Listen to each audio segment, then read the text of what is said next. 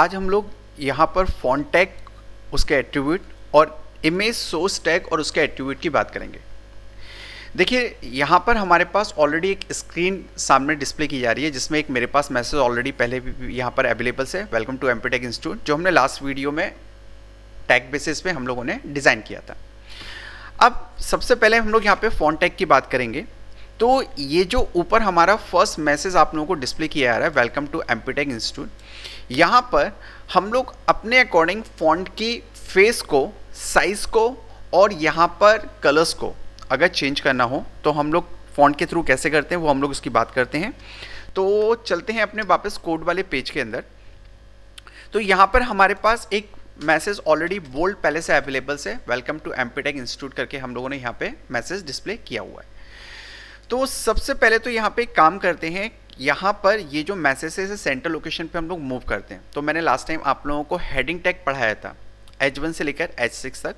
तो यहाँ पर जो फर्स्ट वाली मेरी मैसेज है वेलकम टू एमपीटेक इंस्टीट्यूट वाला, मैं यहाँ पे से H1 टैग के अंदर कवर कर रहा हूँ। तो यहाँ पर हम लोग एक टैग यूज़ कर लेते हैं H1 और इसी के अंदर एक एट्रीब्यूट हम लोग यहाँ पे यूज़ करेंगे अलाइंस। मुझे सेंटर लोकेशन पे ये वाली हेडिंग चाहिए तो यहाँ पे सेंटर पे हम लोग इसको मूव कर लेते हैं। अब जब आप लोग H1 यूज़ कर रहे हैं तो आपको बोल्ड करने की कोई ज़रूरत नहीं है, क्योंकि H1 टैग या HN टैग आप लोग जब यूज़ करते हैं तो ये ऑटोमेटिक आपके टेक्स्ट को बोल्ड कर देता है। तो आपको यहाँ पे बोल्ड टैग को अप्लाई करने का कोई ज़रूरत नहीं है। और ये हम लोगों ने H1 वाले टैग को बंद कर दिया। चेक कर लेते हैं। तो यहाँ पर पर्टिकुलर्स हम लोग की हेडिंग एक जनरेट हो गई, वेलकम टू एमपीटेक इंस्टीट्यूट, और यहाँ पर आप लोग ध्यान दीजिए ऑटोमेटिक अपने आप सेंटर लोकेशन उसने ले लिया। अब नीचे हम लोगों ने एक HR टैग यहाँ पे ऑलरेडी एक यूज़ किया हुआ है, जिसका यहाँ पे हमने अलाइनमेंट लेफ्ट कर रखा था, जो कि मैं वापस इसको लेफ्ट से हटाकर यहाँ पर सेंटर पे मूव कर देता हूँ।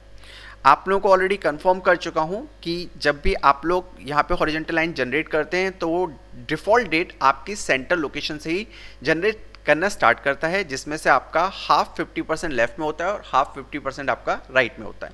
तो यहाँ पे मुझे अलाइनमेंट नहीं देने की ज़रूरत है, क्योंकि लास्ट टाइम मैंने इसको यहाँ पर लेफ्ट में शिफ्ट किया था। चेक कर लेते हैं तो ऑटोमेटिक अपने आप इसने सेंटर लोकेशन हॉरिजॉन्टल लाइन का आपका ले लिया।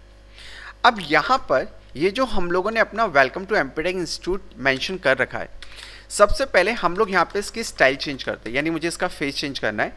तो जहाँ भी आप लोगों का टेक्स्ट स्टार्ट हो रहा है वहाँ पर आप लोग एक टैग स्टार्ट करिएगा फॉन्ट, देन यहाँ पर इसके अंदर हम लोग एक एट्रीब्यूट यूज़ करेंगे फेस के नाम से। आप लोगों के पास कंप्यूटर में कई सारे फॉन्ट्स अवेलेबल्स होते हैं, जिसमें से कुछ फॉन्ट्स के नाम मैं आप लोगों को कंफर्म करता हूँ। एरियल आता है, एरियल ब्लैक आता है, टाइम्स न्यू रोमन आता है, मोनोटाइप कॉर्सिवा आता है, और भी कई सारे फॉन्ट्स आते हैं। तो अगर आप लोगों को फॉन्ट के नाम कंफर्म ना हो तो ऊपर आप लोग अगर ध्यान दें, नोटपैड में ऊपर आपको मेन्यू दिखाई दे रहे हैं, फाइल, एडिट, फॉर्मेट नाम के आपके कुछ मेन्यूज़ आप लोगों को ऊपर डिस्प्ले किए जा रहे हैं। तो आप लोग फॉर्मेट मेन्यू के अंदर फॉन्ट नाम के मेन्यू को ओपन कीजिएगा। यहाँ पर जितने भी आपकी कंपनी में फॉन्ट इंस्टॉल हैं सबकी लिस्ट आपके सामने डिस्प्ले करेगा।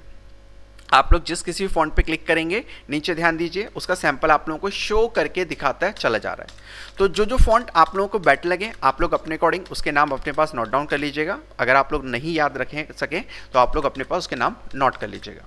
ओके तो मैं यहाँ पर कुछ फॉन्ट्स आप लोगों के सामने डिस्प्ले करके दिखा देता हूँ। जैसे कि एक फॉन्ट्स होता है थोड़ा सा डिज़ाइंस में होता है, मोनोटाइप कॉर्सिवा करके। तो यहाँ पे अभी हम लोग अपने फेस के अंदर यहाँ पे वही वाला फॉन्ट यूज़ करेंगे, मोनोटाइप कॉर्सिवा।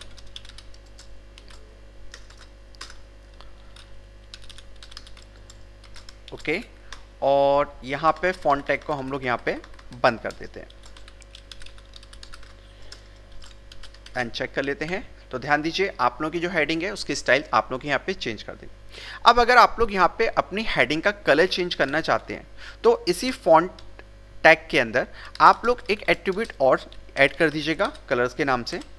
जो भी आप लोग टैग कलर्स पुट करना चाहें आपके ऊपर है। मैं यहाँ पे ब्लू कलर्स में इसे यहाँ पर हेडिंग को कन्वर्ट कर देता हूँ, तो आपकी हेडिंग ब्लू कलर्स में कन्वर्ट हो गई। अगर आप लोग यहाँ पे हेडिंग का थोड़ा सा साइज और इंक्रीज करना चाहें तो यहीं पे एक एट्रीब्यूट और ऐड कर दीजिए साइज के नाम से। आप लोग जो भी फॉन्ट का साइज इंक्रीज करना चाहें आपके ऊपर डिपेंड करता है। मैंने 14 साइज में से यहाँ पे इंक्रीज करने के लिए ऑर्डर दे दिया। तो सामने नोटिस कीजिए आप लोगों की हेडिंग का साइज यहाँ पे इसने इंक्रीज करके आपको दे दिया है। तो ये तो हो गया हमारा फॉन्ट टैग और उसके एट्रीब्यूट। अब यहाँ पर सेकंड हम लोग जो टैग की बात करेंगे वो हम लोग बात करेंगे यहाँ पर इमेज सोर्स टैग की। देखिए इमेज सोर्स एक्चुअली में क्या होता है, जैसे लास्ट वीडियो के अंदर हम लोगों ने बॉडी वाले पार्ट को कवर किया था, तो जिसमें हम लोगों ने बैकग्राउंड के अंदर कोई भी वॉलपेपर्स वगैरह कैसे अप्लाई करते हैं वो हम लोगों ने लास्ट अपने वीडियो के अंदर बात कर ली थी। तो अब जो वॉलपेपर हम लोग इंसर्ट कराएंगे वो हम लोग बैकग्राउंड के स्क्रीन पे ना कराते हुए अपने टेक्स्ट के संग इंसर्ट कराएंगे। तो उसके लिए हम लोग यहाँ पे एक इमेज सोर्स टैग को हम लोग यूज़ करते हैं। ऑलरेडी मैं आपको कंफर्म कर चुका हूँ, हमारे पास कंप्यूटर के अंदर कई टाइप्स के वॉलपेपर्स होते हैं, जिसमें से कुछ मैंने आपको कंफर्म कर दिए थे, एक्सटेंशंस मैंने आपको बताए थे, जिसमें से एक जेपीजी फॉर्मेट होता है, एक जीआईएफ फॉर्मेट होता है और एक आपका पीएनजी फॉर्मेट होता है।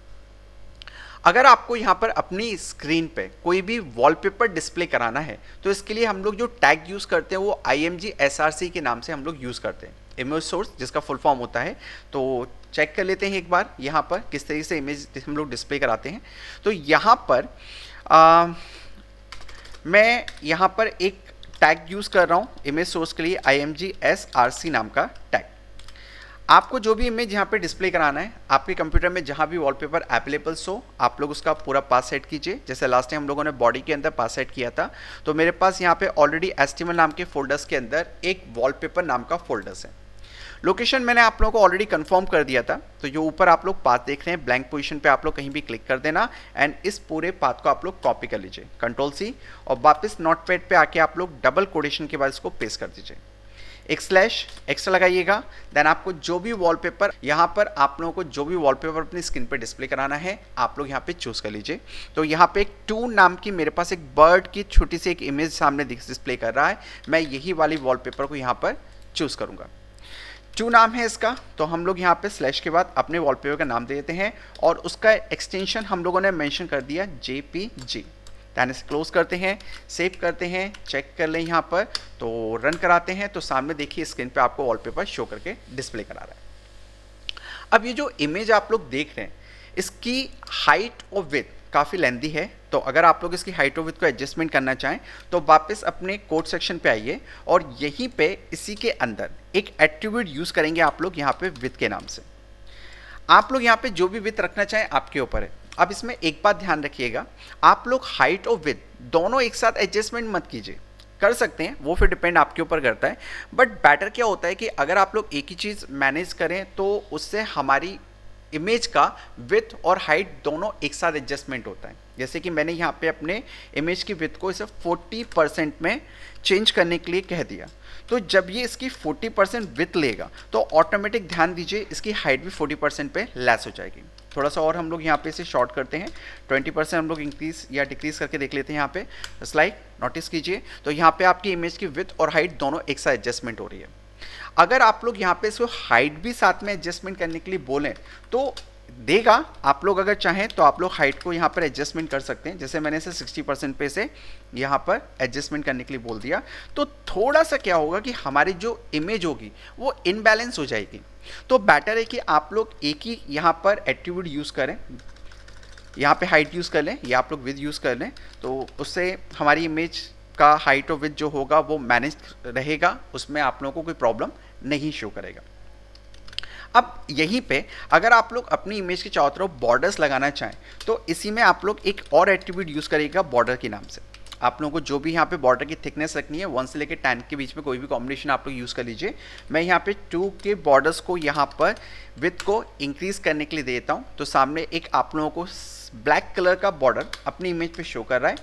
थोड़ी सी और इसकी विड्थ को इंक्रीज़ कर देता हूँ, तो अब नोटिस कीजिए एक ब्लैक कलर का बॉर्डर इमेज के चारों तरफ आप लोगों को शो करके दे रहा है। अब जैसे कि आपने इमेज पुट कराई, अब इमेज के बाद यहाँ पर सपोज कीजिए आप लोगों ने कोई भी एक टेक्स्ट मेंशन किया, जैसे कि यहाँ पे मैं कोई भी एक टेक्स्ट मेंशन कर देता हूँ, ये मैंने यहाँ पर एक पर्टिकुलर टेक्स्ट मेंशन कर दिया। तो अब प्रॉब्लम क्या है कि जब भी आप इमेज के बाद कोई भी टेक्स्ट मेंशन करते हैं तो डिफ़ॉल्टेड जो आपका टेक्स्ट आता है वो इमेज के बॉटम साइड से आपको डिस्प्ले करता है। बट अगर आप लोग चाहते हैं कि आप लोगों को टेक्स्ट ये इमेज के टॉप से स्टार्ट कराना है या मिडिल से आपको स्टार्ट कराना है, तो इसके लिए आप लोग अपनी इमेज के अंदर एक एट्रीब्यूट और ऐड कीजिएगा यहाँ पे अलाइज के नाम से। अब रिमाइंड रखिएगा, ये जो अलाइनमेंट हम लोग सेट कर रहे हैं वो अपनी इमेज के बाद के टेक्स्ट के लिए सेट कर रहे हैं, ना कि इमेज की लोकेशंस को चेंज करने के लिए।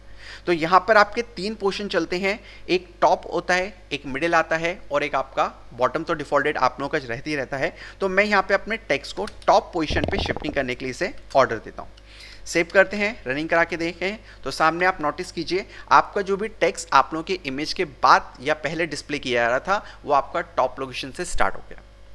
अब अगर आप लोग इमेज के और टेक्स्ट के दोनों के बीच में गैपिंग एडजस्टमेंट करना चाहते हैं तो इसके लिए यहाँ पे 2 एट्रीब्यूट और हम लोग यूज़ करते हैं, जिसमें से एक हमारा आता है एच स्पेस, जिसको हम लोग हॉरिजॉन्टल स्पेस बोलते हैं, और एक आता है आपका वी स्पेस यानी वर्टिकल स्पेस।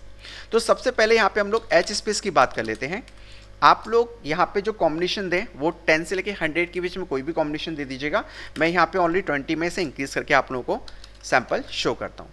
तो यहाँ पे नोटिस कीजिएगा जब आप लोग यहाँ पे स्पेस यूज़ करते हैं हॉरिजॉन्टल या वर्टिकल, तो ये दोनों साइड के एडजस्टमेंट लेता है, यानी आपका लेफ्ट और राइट, टॉप और मिडिल, आपकी इमेज और टेक्स्ट के बीच में जो भी गैपिंग होगा ये दोनों साइड से एडजस्टमेंट करेगा। जस्ट लाइक रन करा के देख लेते हैं F5।